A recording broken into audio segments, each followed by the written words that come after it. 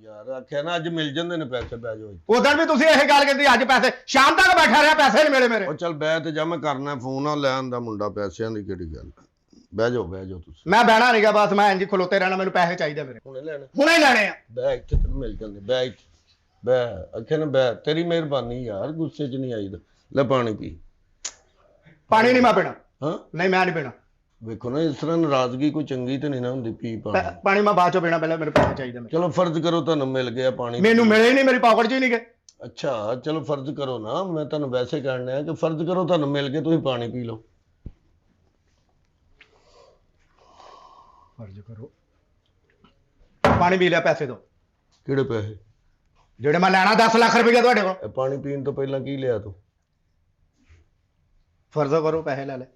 ਫਰਜ਼ ਕੀਤਾ ਸੀ ਨਾ? ਕੀਤਾ ਸੀ। ਤਾਂ ਮਿਲ ਗਏ ਨਾ ਤੈਨੂੰ, ਤਾਂ ਹੀ ਪਾਣੀ ਪੀਤਾ ਨਾ।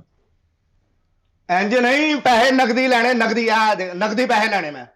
ਦੇਖੋ ਜਵਾਨ ਆਦਮੀ ਹੋ ਤੁਸੀਂ ਪੈਸੇ ਇੰਜ ਨਹੀਂ ਦੇਣੇ। ਉਹ ਗੱਲ ਤੇ ਸੁਣੋ ਨਾ। ਬਦਮਾਸ਼! ਉਹ ਭਲਵਾਨ ਜੀ ਗੱਲ ਤੇ ਸੁਣੋ। ਇੱਧਰ ਆ ਯਾਰ। ਨਹੀਂ ਬਦਮਾਸ਼ ਨਹੀਂ ਸਾਹਿਬ ਛੱਡ ਦੇ ਹੁਣ, ਜੋ ਹੋਣਾ ਨਾ ਉਹਦਾ ਕੋਈ ਨਾਂ ਨਹੀਂ ਹੈਗਾ ਬਦਮਾਸ਼।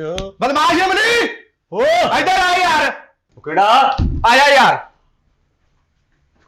ਕਿਹੜਾ ਬੰਦਾ?